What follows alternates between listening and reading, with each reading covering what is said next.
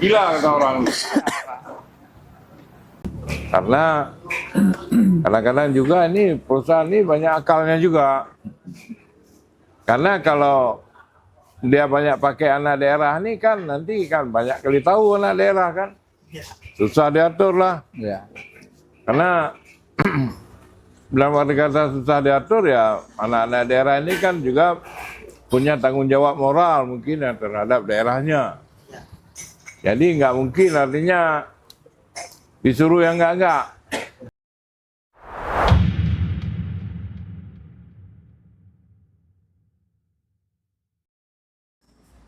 Oke, selamat datang di podcast pada malam ini. Ini merupakan podcast perdana yang kita lakukan di Ngopi Produktif. Dan tepat pada malam ini kita kedatangan dua tokoh penting. Yang pertama, Bupati senior kita, Bapak Haji Teku Waledinsyah. Dan juga dari teknisi atau lebih ke teknis dari pemerintahan, itu Kadis, ya. Kadis Transmigrasi dan Tenaga Kerja. Jadi hari ini kita fokus membahas isu yang berkaitan dengan transformasi Aceh Barat. Di mana hari ini baik itu dari segi pendidikan, baik dari segi ekonomi, dan bahkan ke lapangan tenaga kerja. Karena ini tiga hal yang berkaitan. Bahwa pendidikan itu mampu tidaknya menghasilkan tenaga kerja yang layak. Dan apakah pendidikan tenaga kerja yang layak mampu menciptakan ekonomi yang stabil di Aceh Barat. Karena dengan narah hubung, Pak Haji, selamat datang Pak Haji di podcast perdana kita kan. Dan Pak Kadis, mungkin hari ini kita buka dengan konsep besarnya bahwa Aceh Barat hari ini punya garis kepemimpinan yang kuat Pak Haji di bidang pendidikan. Karena Pak Haji yang hadir di sini hari ini digaungkan sebagai Bapak Pendidikan Aceh Barat. Itu hari ini masih melekat Pak Haji. Bapak Pendidikan Aceh Barat ini bukan dari kekuasaan, bukan dari dihormati karena mantan bupati, tapi memang karena ada prestasi yang mengukir. Itu yang dilakukan oleh Pak Haji pada hari ini. Jadi kita cerita sedikit Pak Haji, kenapa Pak Haji hari ini masih dianggap sebagai Bapak Pendidikan dan bagaimana pandangan Bapak terhadap julukan itu Pak Haji. Assalamualaikum warahmatullahi wabarakatuh. Terima kasih atas julukannya yang sebenarnya saya sendiri tidak merasakan sebagai Bapak Pembangunan, Bapak Pendidikan. Pendidikan. Ya, masalah masyarakat atau ya umum mengatakan itu ya terserah. Tetapi saya tidak merasa ke arah itu. Karena kenapa demikian? Di saat saya menjabat dulu, saya berpikir sederhana saja. Berpikirnya begini, tidak akan maju sesuatu daerah ataupun sesuatu masyarakat itu apabila tidak didukung oleh sumber daya yang memadai. Ya, dalam hal ini sumber daya yang memadai ya tentu harus mempunyai juga pendidikan yang memadai. Ya. Itu sebenarnya yang terpikir di benak saya. Dan selanjutnya juga di mana ada pendidikan yang bagus, satu negeri itu pasti akan maju juga. Di mana ada kampus, sudah barang tentu daerah itu akan maju. Demikian lebih kurang begitu pandangan saya. Ya.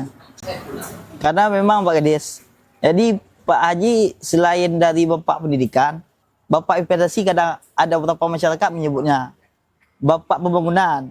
Jadi emang julukan ini hampir semuanya diborong oleh Pak Haji hari ini kalau di Aceh Barat. Jadi kan pemimpin yang memang memborong banyak julukan hari ini masih ke Pak Haji.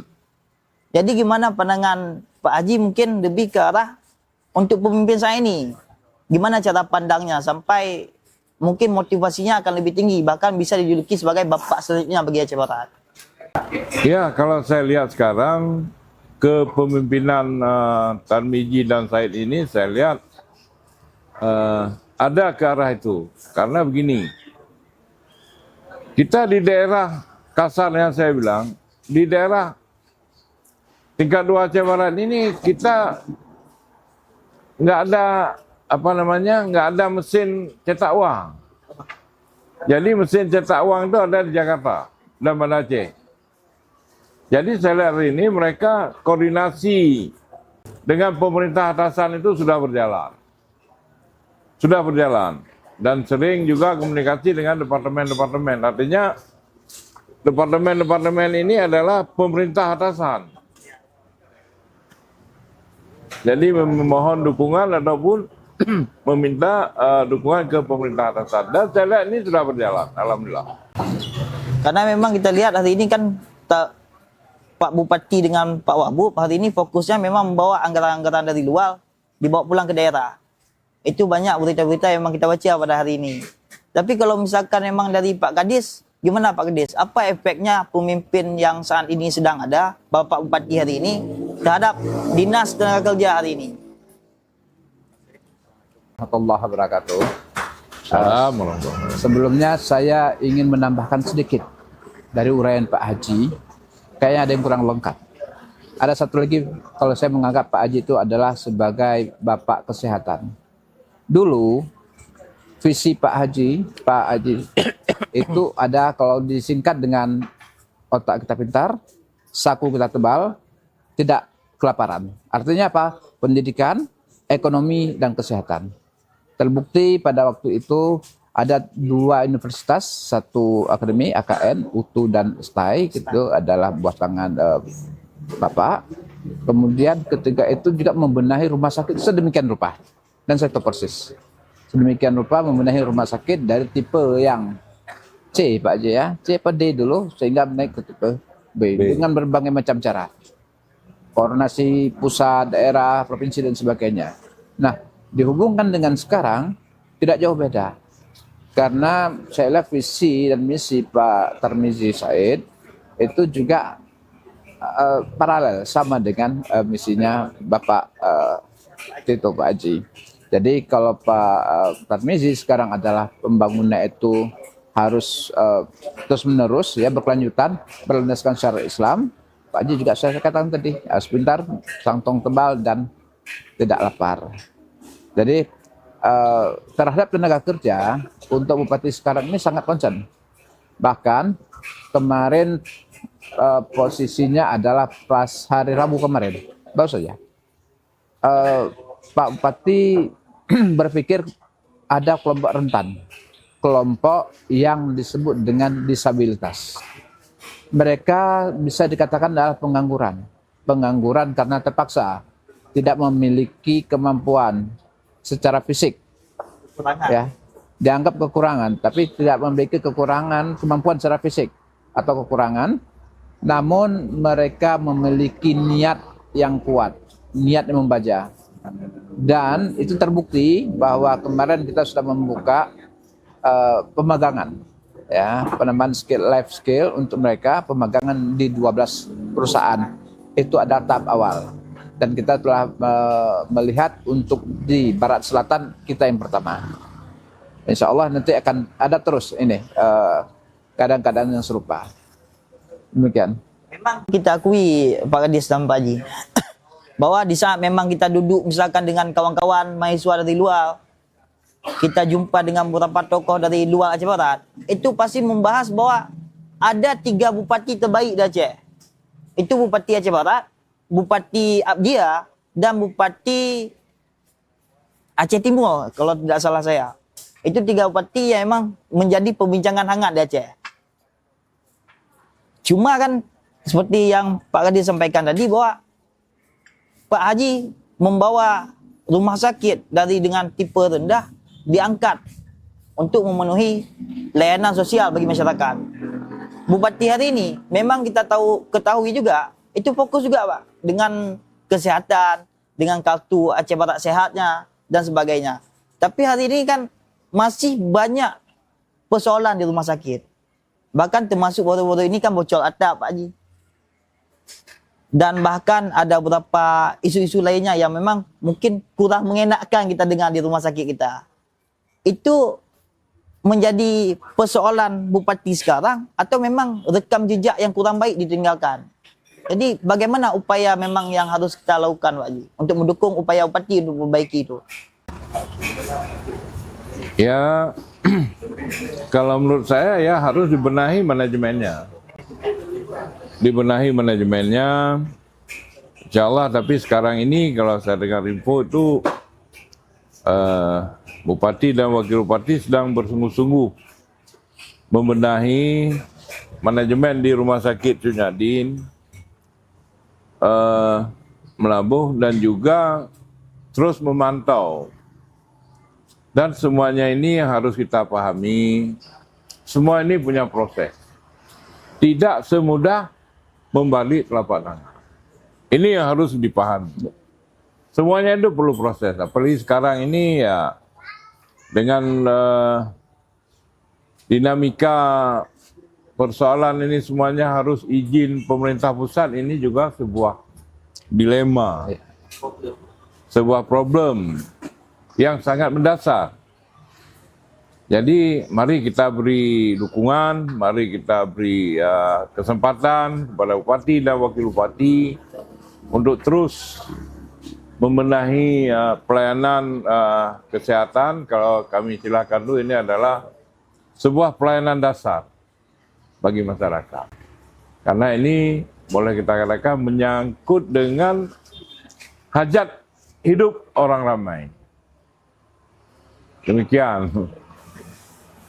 Tapi memang Pak Haji, walaupun terlepas dari berbagai persoalan yang terjadi hari ini, tepat beberapa minggu yang lalu saya sakit Pak Haji. Jadi tempat masuk ini masih ada bekas nih, bekas infus lah.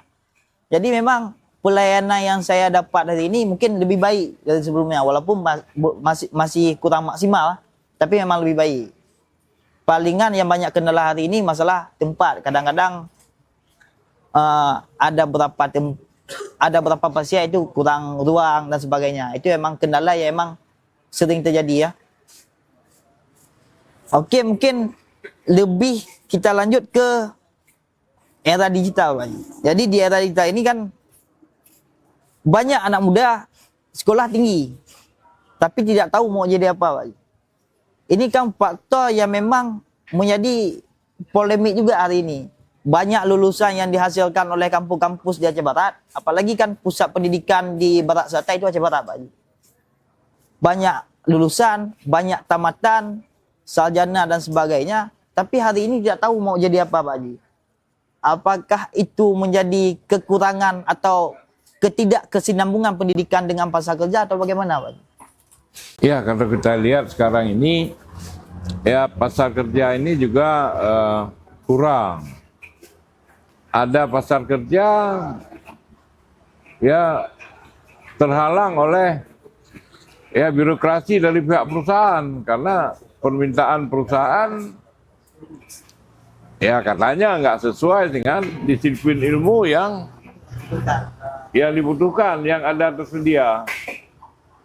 Ya kita kira itu sebuah hal-hal yang wajar, tapi pelan-pelan nanti pemerintah daerah akan terus memfasilitasi antara angkatan kerja yang ada dengan kebutuhan kerja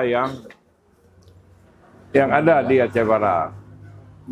Ya, insya Allah kita harapkan ke depan ini ya pemerintah daerah melalui Dinas Tenaga Kerja ini untuk memfasilitasi hal ini. Karena kadang-kadang juga ini perusahaan ini banyak akalnya juga. Karena kalau dia banyak pakai anak daerah ini kan nanti kan banyak kali tahu anak daerah kan. Susah diatur lah. Ya. Karena dalam arti kata susah diatur ya anak-anak daerah ini kan juga punya tanggung jawab moral mungkin ya terhadap daerahnya. Jadi nggak mungkin artinya disuruh yang enggak. Saya kira kalau yang itu begitu. ke depan ini ya harapan kita pemerintah daerah bisa memfasilitasi antara tenaga kerja sumber daya yang ada dengan tenaga kerja yang dibutuhkan. Ya selanjutnya ke depan ini yang sebenarnya peluang kerja ini banyak. Banyak peluang kerja, cuma kadang-kadang ini mindset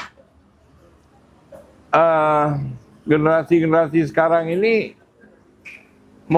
maunya kemana? Jadi jangan artinya dilihat itu di Pemda, di pemerintah, di swasta. Jadi lihatlah peluang-peluang kerjaan yang begitu luas. Cuma sekarang ini ya tinggal sekarang apakah mau nggak? Artinya mencari peluang. Ya seharusnya kalau sarjana ini kan, kalau cara teorinya kan harus bisa membuka lapangan kerja. Bukan jadi pekerja. Bukan jadi pekerja, membuka lapangan kerja. Jadi ya memang gampang-gampang susah ini. Tergantung kepada mindset si Yang pemuda tadi ya. yang pemuda tadi ini gimana, apa mindsetnya? Apakah kalau memang ya mindsetnya hanya kerja di pemerintah, kalau nggak kerja di pemerintah ini bukan pekerjaan. Ya. Kalau nggak kerja di perusahaan tambang, bukan kerja. Padahal banyak pekerjaan yang bisa dilakukan. Demikian. Ya. Karena memang Pak Haji, di saat memang Aceh Barat dikenal sebagai wilayah tambang, maka masyarakat memang sudah seperti bergantung terhadap tambang. Jadi bahkan kalau misalkan hari ini kita lihat, masyarakat kadang ada isu Pak Haji. Ada isu bahwa masyarakat rela dia mengeluarkan uang untuk masuk ke perusahaan. Isu-isu itu memang isu yang sangat ekstrim kita dengar pada hari ini. Walaupun belum bisa kita buktikan. Jadi kalau misalkan memang dari dinas Pak Kadis, jadi kan hari ini banyak lapangan pekerjaan yang mungkin kurang sesuai dengan sumber daya yang ada. Upaya pemerintah kan salah satunya seperti BLK dan sebagainya. Tapi kan hari ini kita lebih melihat ke teknis bahwa perusahaan tambang di Aceh Barat bahkan ada yang menampung 3.500 orang pekerja. Dan sekitar dari informasi yang kami dapat kan sekitar 40% yang dari Aceh Barat.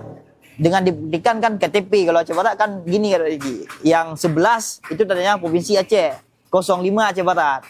Yang dalam hal ini kan mungkin secara itu bisa kita buktikan apakah dia pindah KTP atau memang KTP asli Aceh Barat. Jadi dengan persentase pekerja Aceh Barat yang mungkin sangat rendah diserap oleh perusahaan dengan alasan seperti Pak Haji bilang tadi bahwa perusahaan butuh pekerja dengan skill A tapi yang ada di Aceh Barat cuma skill B. Berarti bagaimana upaya dinas Pak Kadis? Baik, terima kasih. Terhadap hal tersebut itu selain mindset juga karakter. Ya, karakter kita. Artinya karakter bukan saja dalam konteks negatif ya. Artinya begini, mereka ingin satu pekerjaan yang A, mereka semua merebut ke A. Padahal masih ada pekerjaan B, C, D, dan E. Tadi seperti kata Pak Haji bahwa mahasiswa itu harus bisa membuka peluang usaha. Sehingga dengan satu mahasiswa bisa membuka satu peluang usaha, banyak-banyak mahasiswa lainnya bisa bekerja di situ juga sehingga pengangguran itu akan berkurang. Ya. Terhadap yang disampaikan tadi untuk tenaga kerja di luar Aceh Barat, terkadang di Aceh Barat maksud saya Aceh Barat mereka terkadang begini, mereka ingin pada pekerjaan yang teknikal, yang teknis, dan mereka belum ada pengalaman, harus di situ, ya. Kemudian adaptasi terhadap pekerjaan itu juga menjadi suatu problem. Ya, mereka harus benar-benar lembur dari jam sekian sampai jam sekian, masuk jam sekian persen disiplin. Namanya perusahaan itu kan tidak mau kehilangan uangnya, tidak mau kehilangan uangnya sepeser pun. 1 menit, 1 detik itu sangat berharga bagi mereka. Makanya mereka itu ada sama yang namanya manajemen sedemikian rupa sehingga pemuda-pemuda tadi ini yang kita walaupun dia tidak mau bekerja pada tempat lain, ingin pada teknikal tadi, itu diberi bimbingan dulu. Disitulah masuknya dinas tenaga kerja. Mereka magang dulu. Ada beberapa yang sudah magang. Kalau langsung masuk ingin pegang operator beko nggak bisa. Langsung masuk operator mereka invest untuk alat itu sangat mahal, miliaran. Datang kita baru belajar, baru pelatihan seminggu pegang, yang nggak dikasih perusahaan, ya. Maka magang dulu, magang sampai jam terbangnya sudah bagus, jam itu baru bisa digunakan mereka. Nah, terhadap yang KTP tadi benar, kita di dalam undang-undang tenaga kerjaan, kemudian di dalam kanun kita sendiri dan tenaga kerjaan, kita diharuskan, kalau dalam kanun dia dikatakan itu harus diprioritaskan masyarakat Aceh Barat, ya. Kalau Aceh Barat kita KTP jadi 1105, ya, 11 itu Aceh, 05 itu Aceh Barat dengan kodifikasi dari Kemendagri. Nah, ketika mereka bukan 05, berarti ada Aceh, ya, ada Aceh. Disinilah kita sekarang ke depannya, kemarin sudah dilaksanakan juga, kita akan melaksanakan sensus sekarang, Pak Haji. Kita ingin melihat, karena Pak Bupati, Pak Tarmizi, dan Pak Said itu menginginkan kalau bisa kita punya itu 70% adalah pekerja-pekerja berasal dari Aceh Barat. Itu tugas berat dari kami. Tugas berat, sangat berat sebenarnya. Tapi ya kami terima karena memang untuk kebaikan kita. Kalau bukan kita yang bekerja dan mempekerjakan orang-orang dari Aceh Barat, siapa lagi yang akan mempekerjakan kita? Kita menggali potensi ekonomi kita sendiri, kita menggali potensi bumi kita sendiri untuk sama-sama kita rasakan untuk anak cucu kita nantinya. Kalau orang lain mungkin sudah ngambil, sudah selesai.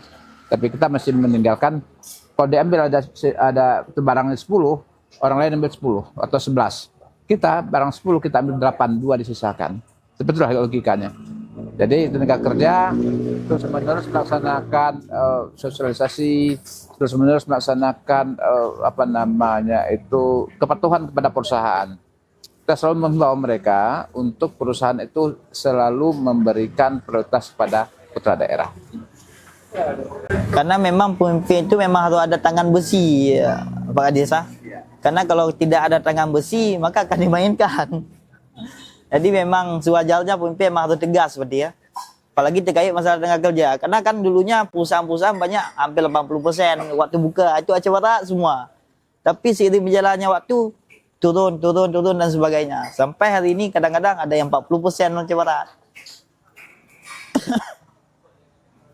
Jadi kan mengingat pendidikan sebagai investasi, baik itu untuk tenaga kerja, baik itu untuk masa depan Aceh. Hari ini pendidikan dengan Aceh selama 20 tahun lebih otonomi khusus, dengan anggaran pendidikan yang mungkin lebih dibandingkan wilayah-wilayah lainnya, terkadang masih terasa kurang, Pak Haji. Sangat-sangat kurang terasa. Jadi bagaimana pandangan Pak Haji terhadap pendidikan sebagai investasi, tetapi hari ini investasi itu seolah-olah tidak membuahkan hasil bagi Aceh. Ini konteksnya udah ke Aceh sedikit, Pak Haji. Ya, kalau kita lihat ini sekarang kan begini. Apalagi ini anggaran otsus kan harus 20% itu ke pendidikan. Ya. Saya rasa anggarannya ini ada 20% ke pendidikan. Cuman di bawah itu kita kan nggak tahu nih dibawa kemana. Mohon maaf, saya nggak perhatiin kemana uang ini yang 20% ini, ke sektor mana di dalam pendidikan ini dibawa. Tapi kalau sedikit bercerita, di saat saya menjabat dulu, kami berusaha uang ini yang 20% ini betul-betul ya inputnya itu untuk mendapatkan output yang bagus untuk pendidikan dasar waktu itu. Tapi sekarang ini gimana? Saya juga nggak ikuti. Bagaimana? Tapi saya rasa 20% itu anggarannya pasti ada. Kalau enggak, Jakarta tidak akan setujui anggaran ini kan, yang 20% untuk pendidikan. Cuman pembagian dalam 20% itu kemana, ini kita yang nggak tahu. Alokasinya kemana saja ya? Kemana saja dipergunakan. Tapi judulnya ini masuk 20%. Cuma secara teknisnya kita nggak menguasai itu. Cara penggunaan katanya. Iya. Tapi yang jelas 20% itu masuk. Masuk, ya. Kalau nggak setujui. Karena itu juga sudah ditulis dalam undang-undang itu 20% harus pendidikan. Minum kopi nih Pak Kadis, Pak Haji. Karena emang konsepnya kan emang santai, bahkan bisa ngerokok juga kita kan. Ya. Kalau anggarannya 20% itu pasti masuk untuk pendidikan. Cuma di dalam 20% itu arahnya kemana ini kita nggak tahu. Bahkan termasuk yang beberapa saat lalu viral kan terkait masalah penggunaan ke ini Pak Haji, ke pengadaan tong sampah kalau nggak salah. Yang lumayan besar biaya pendidikan dipakai untuk pengadaan tong sampah. Pengadaan ya yang memang terkadang lebih ke barang dibandingkan untuk peningkatan SDM. Di mana itu, Pak? Itu provinsi Aceh, Provinsi Dinas Aceh. provinsi. Alhamdulillah kita enggak. Ya. Kita harapkan jangan sampai Iya, di Aceh iya. Barat. Kalau kita pendidikan di sini masih malah ada program jemput orang yang tidak bersekolah. Yang putus sekolah dijemput lagi. Ayo sekolah, kita verifikasi. Saya teringat itu dulu program itu. Mungkin sekarang sudah berjalan juga. Verifikasi kenapa dia putus sekolah. Apa karena ekonomi dibantu pemerintah daerah ketika ekonominya. Kalau dia tidak mau sekolah, kenapa tidak mau sekolah? Nanti ada konseling dan sebagainya. Sampai seperti itu programnya. Ya, ya. Berarti memang itu dari hasil apa berarti Pak Kadis? Apakah dari laporan masyarakat atau memang dari dinas turun ke lapangan? Itu ada semacam inovasi dulu, inovasi dari kita pemerintah daerah waktu itu. Dan sekarang juga ya masih berlanjut di dinas pendidikan seperti itu. Kemudian berkolaborasi dengan kecamatan, guru dan lain sebagainya, orang tua. Jadi setiap orang yang mengetahui ada anak yang putus sekolah, tidak bersekolah, mereka harus melaporkan dinas pendidikan. Mungkin Pak Haji masih ingat itu. Nanti yang ini baru mengeksekusi. Menanyakan pada anak itu kenapa dia tidak sekolah, kenapa dia tidak putus sekolah. Terkadang banyak anak putus sekolah karena ingin membantu ekonomi orang tuanya. Jadi kita masuk intervensinya di situ. Nah sekarang saya lihat yang di 2000 ini Pak Tarmizi juga sudah melakukan hal itu. Sedang melakukan hal itu. Berarti sempat vakum dengan konsep yang sama, sekarang mencoba dihidupkan kembali ya? Tidak vakum, Tidak jalan vakum. tapi agak landai. Agak lambat sedikit lah. Agak landai lah. Karena memang sempat juga Wangsa itu bantu salah satu anak Pak Haji. Itu di Pantonru. Ayahnya ditangkap karena tambang ilegal. Tujuan ayahnya antar minyak ke sana itu dengan targetnya dia bisa beli baju untuk anaknya sekolah. Karena anaknya baru pindah baru masuk min. Jadi tepat di saat kita lagi advokasi kasus masalah min, kita disampaikan oleh kepala sekolahnya, ada anak yang ayahnya sedang ditangkap, hari ini dia putus sekolah Pak Haji. Jadi kita datang ke sana sampai ke rumahnya, memang kita lihat kondisinya memang kurang Pak Haji. Walaupun keluarga yang ini, tapi ayahnya masih berniat untuk melanjutkan pendidikan anaknya. Sampai ujung-ujungnya terpaksa antar minyak karena hujan lebat. Karena di gunung Pak Haji, nggak bisa pulang. Jadi nginaplah di sana. Besoknya ayahnya ditangkap. Jadi terpaksa kita coba cari dukungan dan sebagainya. Dan alhamdulillah sampai hari ini masih berlanjut Pak Haji.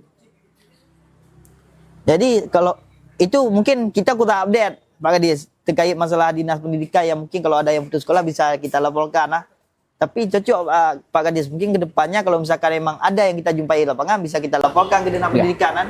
Tapi nanti kan dari pihak Wangsa dan masyarakat juga bisa langsung berkoordinasi dengan dinas pendidikan, menanyakan secara langsung. Tidak salahnya walaupun tidak dibutuhkan mereka, tapi kita punya database yang valid, yang akurat sehingga ketika kita melaksanakan intervensi tepat sasaran. Cuma ini kita masuk ke karena pendidikan memang udah banyak kita bahas Pak Haji, Pak Kadis. Jadi kan pendidikan seperti yang tadi kita katakan memang berkelanjutan, memang fokusnya nanti akan ujung-ujungnya ke pasar kerja, akan ujung-ujungnya ke ekonomi dan sebagainya. Jadi pendidikan tadi sebagai investasi, maka adalah upaya untuk menunjang pekerjaan bagi masyarakat ke depannya. Hari ini pelatihan kan juga termasuk pendidikan nih Pak Kadis. Pelatihan terkadang hari ini banyak beberapa yang kita lihat, terkadang itu juga masih kurang sesuai Pak Kadis. Termasuk mungkin di BLK, terkadang-kadang ada pelatihan-pelatihan yang memang kurang masuk dengan pasar kerja yang ada di Aceh Barat. Jadi sebelumnya kita harapkan kan seperti itu, bahwa pelatihan yang diciptakan ini sesuai dengan kebutuhan Aceh Barat. Oh, Aceh Barat fokus ke pertanian, maka kita ciptakan pelatihan yang memang sesuai dengan kebutuhan Aceh Barat, sehingga peluangnya kan semakin besar. Itu gimana Pak Kadis? Ya, pelatihan itu ada dua. Satu untuk memenuhi pangsa pasar, untuk tenaga kerja, untuk perusahaan dan sebagainya. Satu lagi biar mereka mandiri.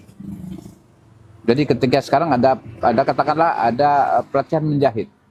Tidak mungkin mereka masuk ke garmen, tidak mungkin mereka masuk langsung ke pasar kerja. Tapi mereka diciptakan, diinginkan mereka bisa mandiri dan sehingga bisa merekrut yang lainnya. Begitu juga kalau umpamanya las. Kalau kita menggunakan las yang besar seperti bantuan MIFA kemarin itu memang bangsa besar. Tapi yang diajarkan dulu sebagian besar, ada juga yang seperti itu adalah untuk plat. Artinya mereka menggunakan untuk yang sederhana. Listrik juga seperti itu, untuk yang perlistrikan rumah sederhana. Itu digunakan sebenarnya bukan bangsa besar ya, tapi kalau mereka lebih ditekankan untuk menciptakan lapangan kerja sendiri atau UMKM sebagaimana yang didengungkan oleh Menteri Keuangan sekarang. Jadi mereka harus UMKM. Tidak ada cara lain. Kalau pandangan Pak Haji gimana nih Pak Haji? Karena Pak Haji kan selaku pelaku usaha juga, dan banyak masyarakat Aceh Barat yang bekerja sama Pak Haji sampai hari ini. Iya, kalau kita lihat tadi sebenarnya pelatihan itu perlu, tapi betul-betul artinya itu tepat sasaran. Artinya jangan kita minta melalui kepala desa.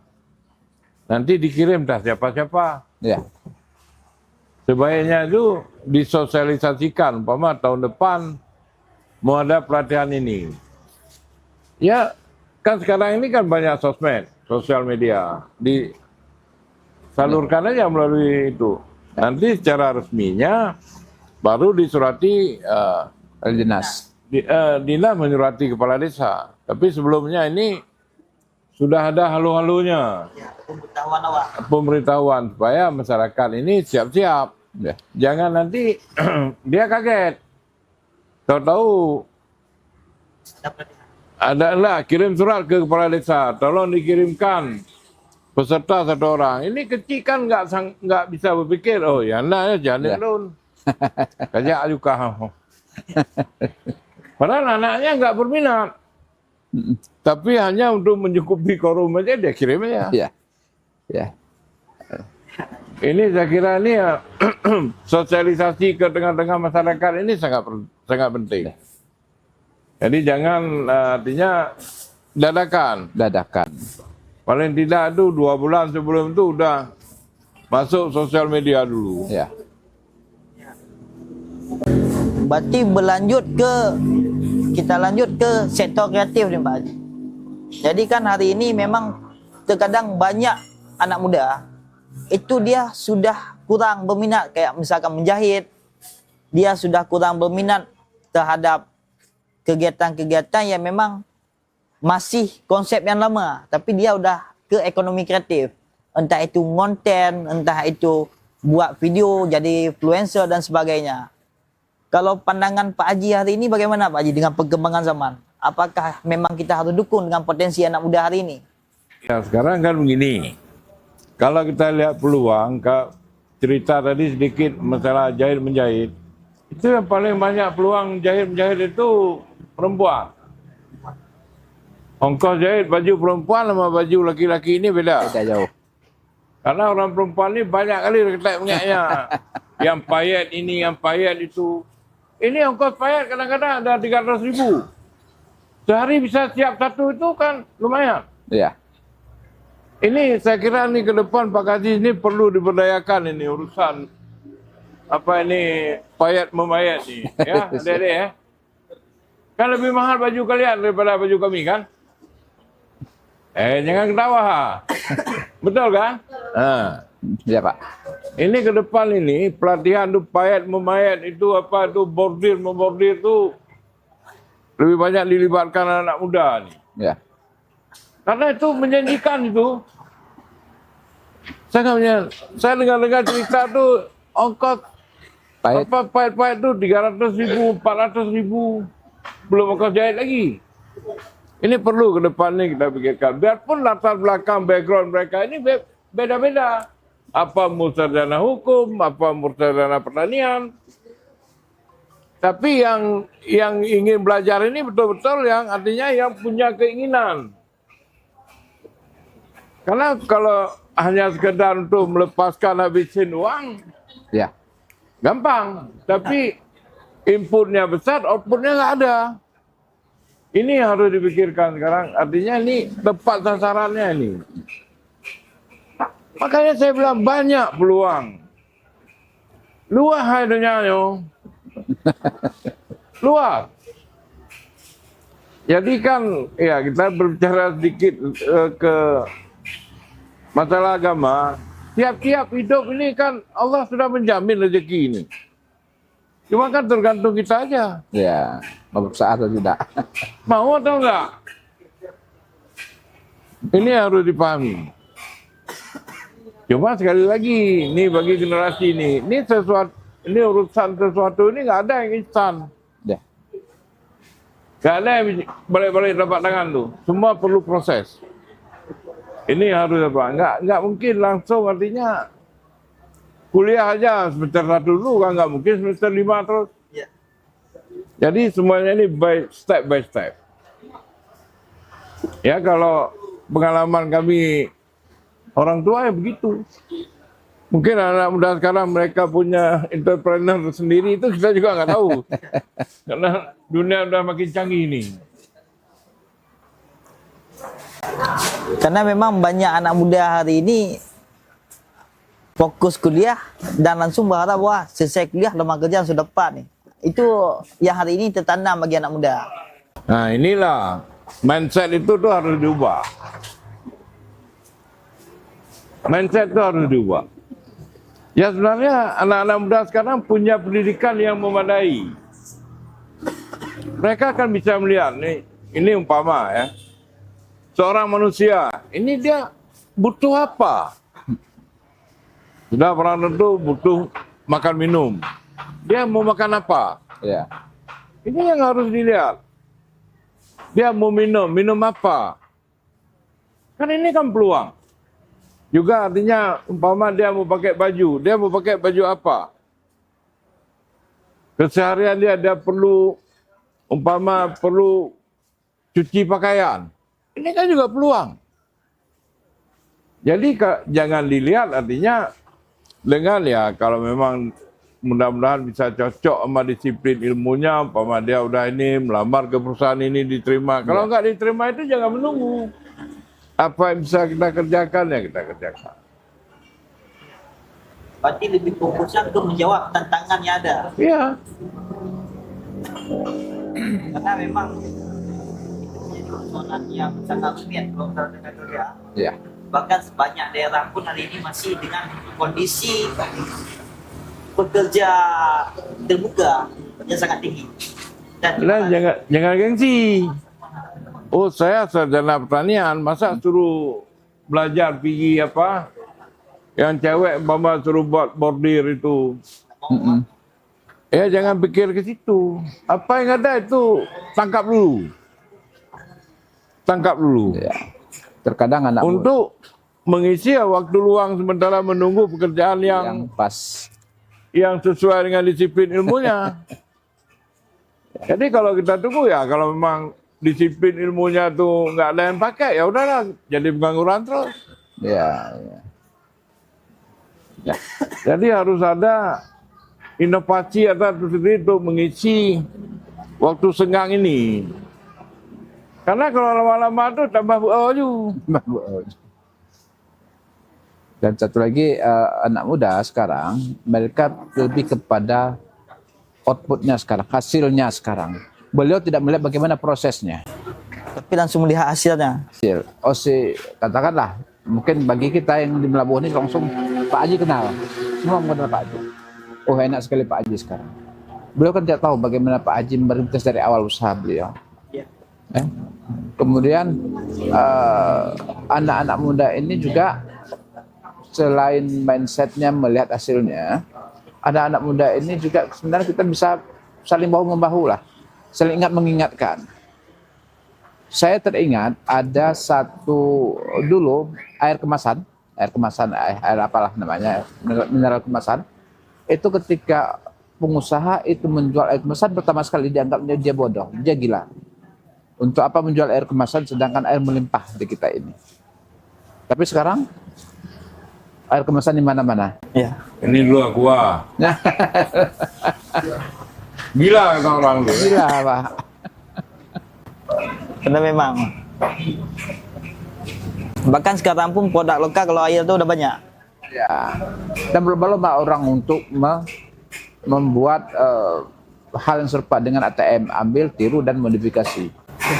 Modifikasi namanya, modifikasi sistemnya, botolnya, ada manis-manis dan macam-macam. Ya, tren untuk mereka pemasarannya. Tentunya dianggap kurang Gila. agak mustahil. Gila. Agak gila kalau untuk menjual, karena air ada di mana-mana. Tinggal minta ke pintu rumah, tetangga minta air dikasih.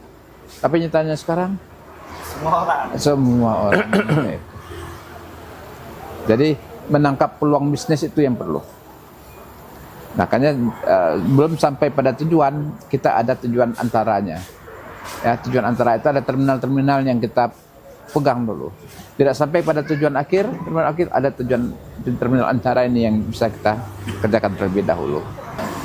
Tapi memang Pak Haji, Pak Kadis, bahwa hari ini anak-anak muda Aceh untuk membaca peluang kan kita butuh tokoh-tokoh lokal ataupun orang tua lah sebagai penasihatnya. Jadi kita hari ini masih kurangnya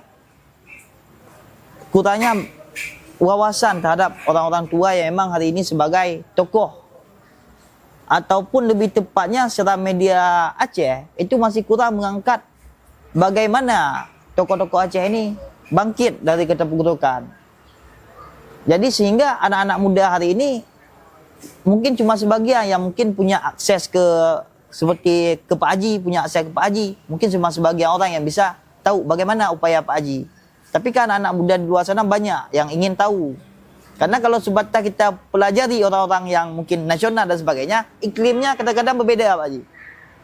Berbeda, potensi Aceh dengan potensi nasional itu berbeda. Cara kerja di Aceh dengan cara kerja di nasional akan berbeda. Makanya hari ini terkadang program-program seperti ini memang sangat kita butuhkan Pak Haji. Sehingga kita bisa memberikan wawasan, kita bisa memberikan pandangan yang lebih luas ke publik. Jadi publik bisa melalui video, sebatas dari video, publik bisa tahu bagaimana pandangan Pak Haji, bagaimana pandangan Pak Kadis dan sebagainya. Kita masuk mungkin lebih ke sedikit refleksi.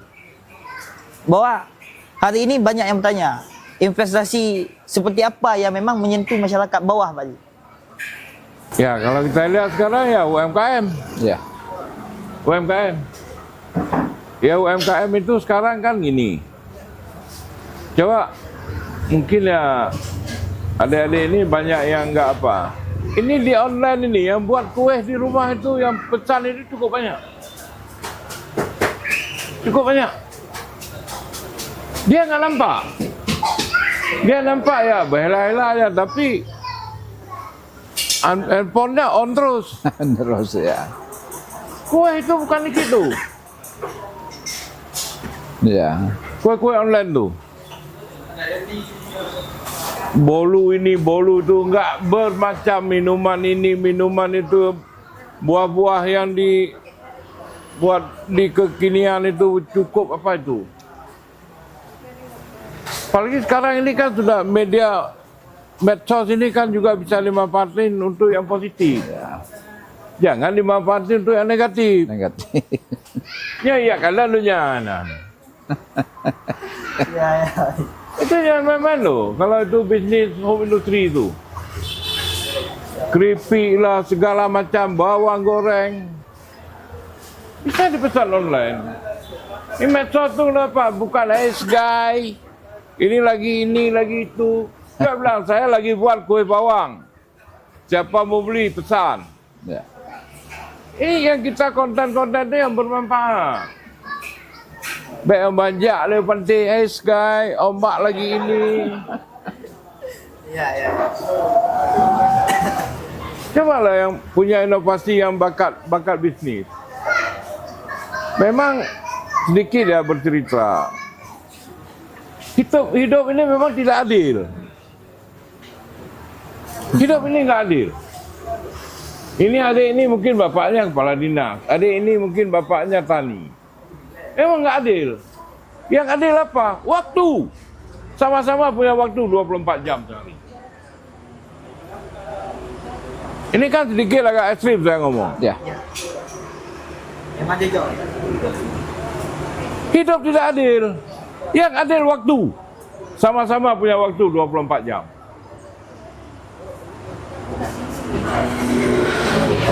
Sama-sama punya waktu. Yang kayak adik-adik ini kan dia bisa melihat peluang apa sekarang. Dia tahu semua. Cuman persoalan hari ini mau apa enggak. Ya. Vitamin C, mana?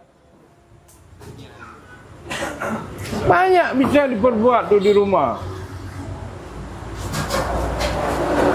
Cuman sekarang persoalannya mau atau tidak. Jadi jangan mindsetnya nih mau kerja di kantor camat, mau kerja di puskesmas. Jadi kalau bukan di pemerintah itu bukan kerja. Bukan kerja. Ini yang harus dirubah. Ini ingat nih adik-adik ini, hidup ini nggak adil. Yang adil waktu, sama-sama punya waktu 24 jam. Ini yang harus dicamkan. Jadi kata-kata dari Pak Haji hari ini bahwa hidup ini tidak adil, tapi yang adil itu adalah waktu. Bahwa kita sama-sama punya waktu 24 jam, maka manfaatkan semaksimal mungkin. Ya, artinya sama-sama punya peluang. Kalau tidak dimanfaatkan, maka waktu akan memanfaatkan kita, akan menebas kita. Karena memang sepakat dengan Pak Haji sampaikan, dan juga kita kembali lagi dengan poin tadi bahwa yang menyentuh dengan masyarakat karena investasi kan, bahwa hari ini kalau di Aceh Barat ada beberapa wilayah yang memang tidak menyentuh investasi Pak Haji. Mungkin kalau secara UMKM seperti Pak Haji katakan menyentuh lumayan, termasuk ada beberapa wilayah hari ini terdata diangkat oleh DPM PTSB Pak Haji. Jadi ada yang beberapa wilayah nilai investasinya 0 Pak Haji. Itu sama 3, Arongan Nambalik, Bubon, dan Waila Barat Pak Haji. Jadi bisa dikatakan Aceh Barat ujung sana itu nilai investasinya 0. Sedangkan Aceh Barat tengah sampai ke sini semuanya, sampai ke atas sana itu investasinya tinggi. Jadi kan ketimpangan ini sangat-sangat prihatin kita lihat Pak Haji. Jadi gimana bisa kita bangun langkah atau upaya gerakan ke depannya sehingga wilayah-wilayah di sana memang bisa mendapatkan yang lebih besar peluangnya Pak Haji. Baik secara investasi, kalau misalkan emang investasi, apa yang bisa kita bawa pulang sana Pak Haji? Ya, kalau bercerita tentang investasi itu saya susah berbicara nih karena tidak punya kekuasaan. Tidak punya kekuasaan. Tapi saya kira kalau di daerah Arongan Nambalik itu putaran ekonominya sudah kuat. Ya. Karena ada sawit. Sawit, ternak. Dan ya. PKS pun sudah ada di sana. Kayak daerah Waila juga udah kencang itu putaran di pertaniannya. Ini insya Allah selesai Lobuci ini. Itu kan tambah kuat lagi. Ya itu kan semuanya kan perlu proses. Insya Allah saya lihat ini sudah hidup di daerah Arongan sama Waila. Hidup. Cuma yang mungkin ya investasi yang dimaksudkan bagaimana itu saya juga nggak paham. Ya, katanya kan begini, investasi itu kan bukan suatu investasi yang harganya besar, ya. Investasi yang paling berharga itu adalah sumber daya manusianya. Ketika sumber daya manusianya baik, maka baiklah investasi tersebut. Contoh, kita menggunakan katakan tadi dengan startup itu ada yang namanya UMKM tadi. Sama 3 Bubun itu punya ciri khas. Ada yang kasab, ada kemudian ada makanan-makanan kekhasan kue khas Aceh. Kemudian mereka bisa menggunakan digital marketingnya. Itu yang belum tersentuh setelah habis. Maka tadi kata Pak Haji, gunakanlah smartphone itu dengan sebaik-baiknya. Peluang ada di situ. Digital marketing juga di situ. Ya, Cuman jangan gengsi. jangan gengsi.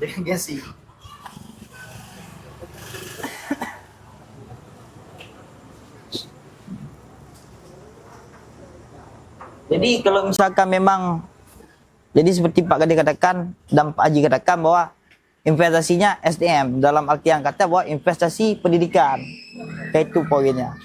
Jadi kalau misalkan memang Aceh Barat ingin hidup di sektor produktif, lebih produktif lah ke depannya, maka yang harus pertama kali dirubah hari ini Pak Haji, Pak Gadis, itu mental masyarakatnya, pemerintahan, birokrasi, atau memang regulasinya. Karena kan ada banyak isu-isu hari ini terkadang masyarakat sudah mau, tapi izinnya terlalu ribet Pak Haji. Ataupun terkadang izinnya mudah secara regulasi, tetapi dipersulit di tingkat teknisi, di tingkat dinas dan sebagainya. Atau memang mental masyarakatnya yang masih kurang nih Pak Haji. Ya kalau kita lihat, selama saya dulu menjabat, mindset masyarakat Aceh Barat ini terlalu cepat puas. Contoh, kita dorong dulu untuk pertanian, untuk ke sawah setahun 2 kali. Ya. Tapi sekali aja udah cukup makan.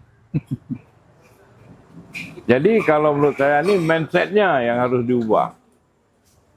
Ini etos kerjanya, budaya kerjanya. Budaya cepat puas ini yang harus diubah.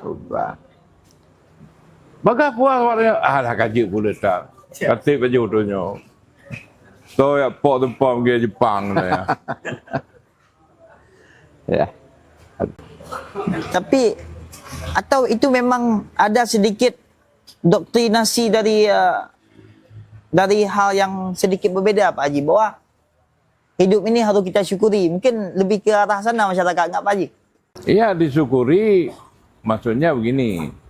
Dalam kata mensyukuri itu kita syukuri apa yang ada. Tetapi kan dalam Qurannya sudah disebutkan kan disuruh berusaha terus. Jadi jangan berhenti sampai di situ. Dalam kata disyukuri, pasti itu disyukuri. Cuman budaya cepat puas ini yang harus dirubah. Jadi kalau saya menyambung, pemerintah Aceh Barat itu menyelesaikan berbarengan, sama. Sumber daya manusianya juga, infrastrukturnya juga, kemudian sarana-prasarananya juga, itu bersekalian. Makanya kalau umpamanya nanti Pak Joni itu melihat daripada misi Bapak Bupati kita sekarang ini ada 7 gitu. Ya, ada 7. Dari 1 visi jadi 7 misi. Itu ada semua transformasi sosialnya, transformasi SDM-nya, kemudian peran pemuda juga ada di situ, semua di situ. Memperbaiki sesuai dengan syariat Islam juga ada semua. Jadi ingin dilaksanakan bersamaan, tapi dia ada step by step-nya. Ada ini dulu, ada ini dulu. Makanya dinas-dinas ini tugasnya adalah membantu untuk kesuksesan daripada misi Bapak Bupati. Dari pemerintah Aceh Barat, pemerintah Aceh, dan selanjutnya. Berarti ini memang menarik Pak Haji. Berarti saat ini memang kita akui bersama bahwa mentalitas masyarakat memang harus kita bentuk ulang. Harus kita perkuat lagi sehingga masyarakat tidak cepat puas dan bisa berusaha lebih. Dan juga mengingat Aceh Barat hari ini walaupun bukan wilayah dengan ekonomi paling rendah, hari ini kan kita sudah mulai meningkat Pak Haji. Kalau misalkan memang masyarakat mungkin lebih secara pemikiran, maka Aceh Barat bisa dijadikan sebagai potensi terbesar ke depannya di Aceh. Kalau dulunya kan petrodolar disebutnya untuk semuanya. Mungkin bisa jadi ke depannya Aceh Barat kita sebut sebagai petrodolar. Apa mungkin itu Pak Haji? Kenapa tidak mungkin? Dulu mungkin kalian belum lahir. Saat Gubernur Ibrahim Hassan, beliau mengatakan begini, di era 80-an, beliau mengatakan Aceh Timur itulah Aceh masa lalu. Aceh Utara, Aceh masa sekarang. Aceh Barat, Aceh masa depan. Aceh masa depan. Ya kalau saya lihat ini, ya hari ini pusat pertumbuhan ekonomi Barat Selatan itu ada di Melabuh lebih ya, bukan Aceh Barat. Aceh Barat Melabuh. Di Melabuh. Di Melabuhnya. Karena jasa. Dan Melabuh ini kan pusat perekonomian, pusat pendidikan, dan kita harapkan juga menjadi pusat rujukan kesehatan. Insya Allah ini akan terwujud. Nah, dikala ini terwujud, apakah kita siap? Iya.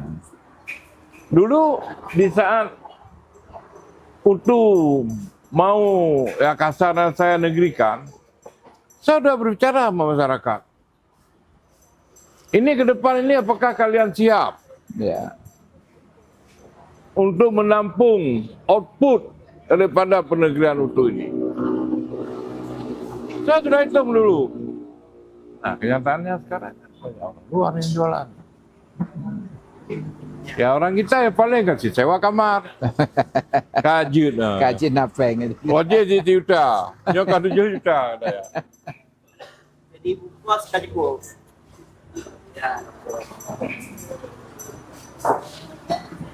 Jadi saya kira nih Joni, ini kan acaranya ini kan resmi. Iya. Kapan-kapan ajak saya di diskusi terbuka, santai. Biar kita bukan saya artinya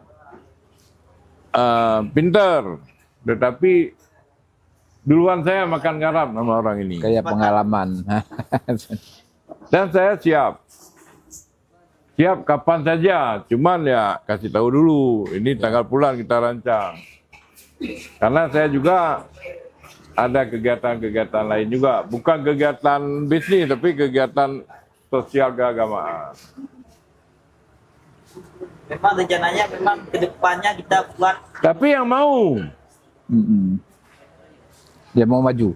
yang mau kerja, bukan mau maju, Mau kerja. yang mau kerja. Termasuk cewek-cewek.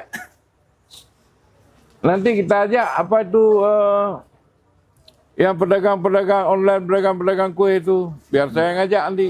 Ya. Itu online bukan dikit, itu apa kalori. Itu berawal daripada kios kecil. Kios kecil, lemari kecil itu. Sekarang itu kalau bulan puasa, ratusan karyawannya. Ya kan?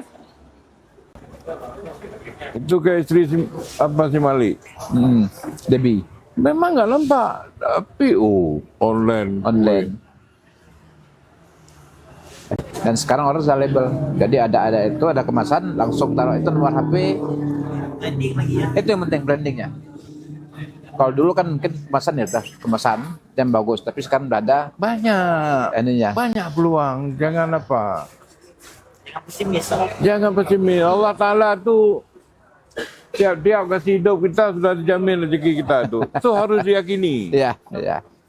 Harus diyakini. Jangan cepat kali putus asa. Cacingnya masih hidup sampai sekarang.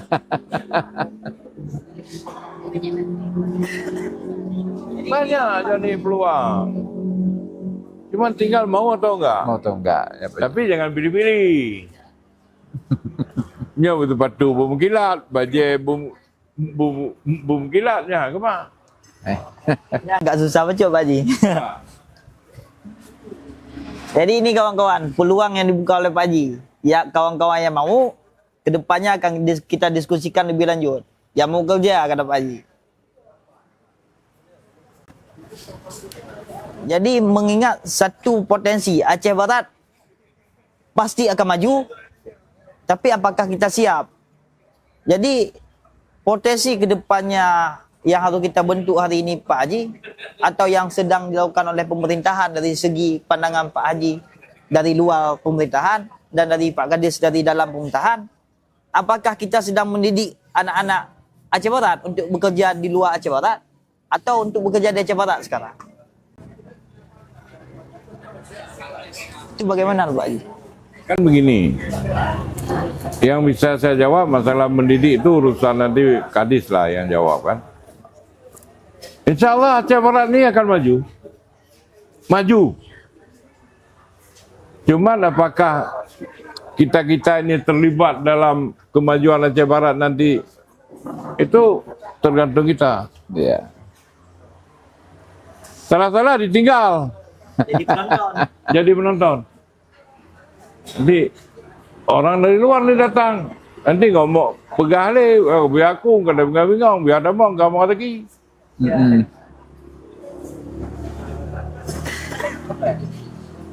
Ini daerah Pantonde. Sekarang ini investasi itu bekas Mopoli itu kan lagi kerja besar-besaran. Bekas Gading Bakti lagi kerja besar-besaran. Nanti ya kalau kita nggak siap ya orang luar yang Orang luar masuk. Mereka tetap jalan terus, investasi tetap jalan. Ya. Mereka tidak mungkin menunggu. Nggak mungkin menunggu. Nggak mungkin menunggu. Cuma sekarang pertanyaannya tergantung sama generasi-generasi orang inilah. Apakah mau ikut dalam gerbong ini ataupun di luar gerbong.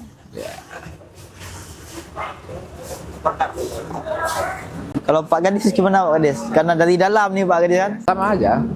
Tergantung lagi balik lagi seperti Pak Haji Bang tadi, karakter kita, sifat kita. Kalau maju masuk gerbong yang maju, kalau nggak mau ya tinggal. Jadilah penonton yang budiman. Penonton yang budiman. Jadi penonton yang budiman. Dan harus siap untuk beroleh air mata nanti kan. Melihat kawan-kawan yang berhasil. Dan jangan mengeluh Pak Haji ya. Karena tidak mau berjuang sebagaimana mau mengeluh. Pembahasan kita pada malam ini. Dan juga kita hari ini tidak kekurangan secara sumber daya alam. Tapi banyak pemuda-pemuda hari ini mungkin itu hilang arah. Mungkin sekian, kita lanjutkan ke podcast kedua di kedepannya. Insya Allah kita akan hadirkan juga tokoh-tokoh yang memang berpotensi dan menjadi panutan bagi kita semua. Dan juga satu pesan bahwa Pak Haji ini ketokohannya bahkan hari ini masih tersimpan fotonya itu di sekretariat di rumah rakyat lah. Di rumah rakyat ada satu foto Pak Haji yang dipajang sampai hari ini. Itu di buku sejarah kawan-kawan. Mungkin kawan-kawan kedepannya yang datang ke rumah rakyat bisa kawan-kawan lihat sendiri.